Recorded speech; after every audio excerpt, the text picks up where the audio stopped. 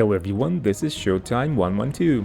This is the second part of our series covering the air war of the 1956 Suez Crisis.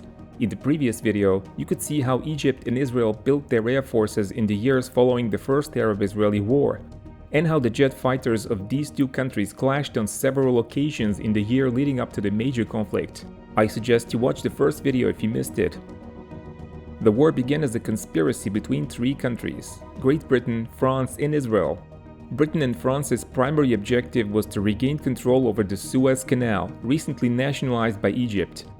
Israel was hoping to lift the blockade of Straits of Tiran and the Gulf of Aqaba, which Egypt had imposed in September of 1956, and thus prevented sea access to Israel's southern port of Eilat. Israel was to launch an invasion of Sinai Peninsula and arrive close to the Suez Canal, after which Britain and France would issue an ultimatum to both sides, which Egypt was sure to reject. Britain and France would then start their own invasion on the pretext of protecting the canal from two belligerents. In this way, Britain and France would regain the control of Suez Canal and restore their influence in the region. How strong were the air forces of Egypt and Israel on 29 October 1956? Egypt had recently received many modern Soviet fighters and bombers. This included almost 60 MiG-15s, 12 MiG-17s, and 44 Il-28s. Egypt also operated a number of less modern British jets, 30 Vampires and about 20 Meteors. While quite strong on paper, the actual number of operational aircraft and trained crews was much smaller. Israeli Air Force operated about 60 Mister 4 fighters, 29 Uragans, and 11 Meteors. Just like in the case of Egypt, not all of these were operational and some were flown by French crews.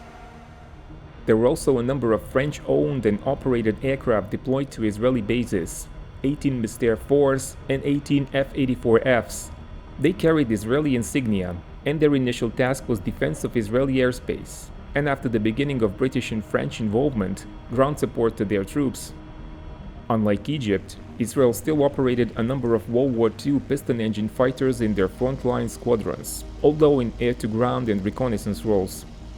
There were 29 P-51 Mustangs and 13 Mosquitoes in active service. The invasion of Sinai was planned for 29th of September, but the day before, Israel attempted to intercept and shoot down an Egyptian aircraft believed to be carrying their Minister of War, Field Marshal Amr, and his senior staff. Israelis believed this could cause great confusion in the Egyptian military. Amr visited Jordan on the 25th and then went to Damascus. On the evening of 28th, the Egyptian Il-14 VIP transport plane went back from Syria to Egypt, flying over the Mediterranean Sea. Israelis sent one of their Meteor NF-13 night interceptors to shoot the Il-14 down. Israel only had 3 of these specialized radar-equipped versions of the Meteor. They had only been delivered on 5th of September 1956. The pilot, Yoash Chato Tzidon, and the radar operator, Eliashiv Shivi Brosh, had never before conducted an actual interception. There was barely time for a practice intercept of a Harvard trainer. Il-14 was expected to fly at 150 to 160 knots, while the Meteor's landing speed was about 140 knots. This meant that the Meteor would have to be flown close to stalling speed. Based on the practice intercept, Tzidon came up with a plan, and the Meteor took off heading north. First guided from the ground, the Meteor radar operator detected the target at 3 miles, very close to Cyprus. Yoash Tzidon then spotted the aircraft and approached for a visual ID.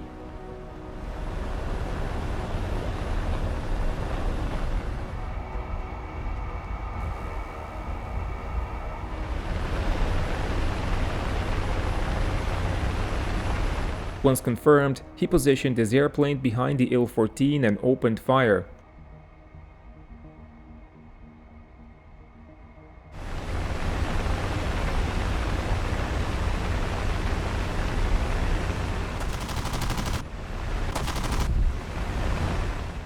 One of his wing-mounted cannons malfunctioned, which actually drove the Meteor into a spin. The asymmetry in the recoil was strong enough to cause the loss of control at such low speed. but Zidane still achieved some hits, although the Ilyushin continued to fly. The Israeli pilot regained control, lowered his flaps, and approached for another attack, almost at stalling speed. He approached to about 50 meters and opened fire.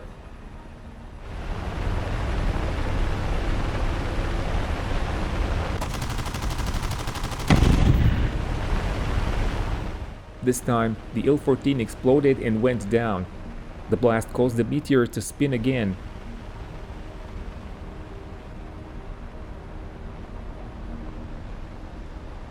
Zidane regained control at a much lower level and headed home, with barely enough fuel to land. However, the Egyptian minister, Field Marshal Amer, was not on board the Il-14.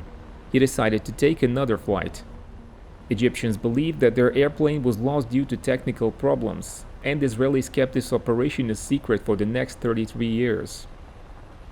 The Israeli invasion of Sinai began with a large-scale paratroop assault in Mitla Pass. The ground troops then advanced towards the drop zone, and the Air Force was to support them and fly air cover. After some last-minute recon missions, P-51 Mustangs flew telephone line cutting missions in Sinai. They initially tried to use weighted towed cables for this purpose, but this produced little result. Eventually, the pilots improvised and successfully cut the cables with their wingtips and propellers.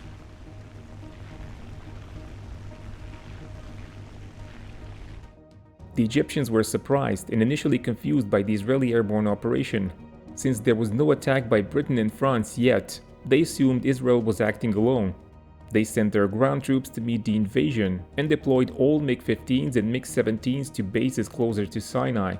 The Air Force was then to launch intensive airstrikes against the Israelis, protect their own ground troops, and provide close air support.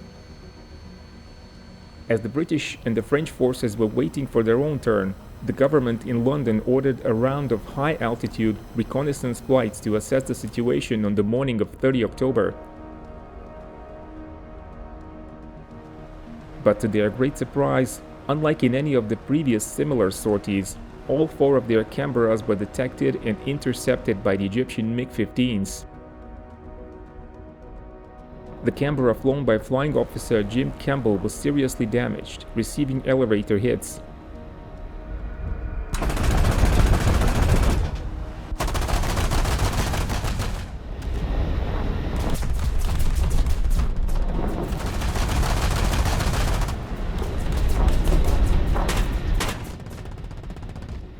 Campbell put his Canberra in a violent evasive turn, and the British aircraft managed to escape. The Egyptian pilot was Flight Lieutenant Saeed Al-Qadi, who claimed one of the bombers damaged or shot down. Al-Qadi was not believed by his superiors, who even reprimanded him for lying.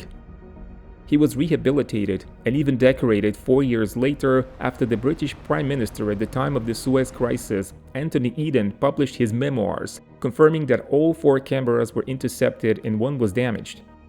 He called the interception a brilliant piece of work by any standard. The Canberra flown by Flight Lieutenant Bernie Hunter managed to evade the Egyptian MiG before it could open fire.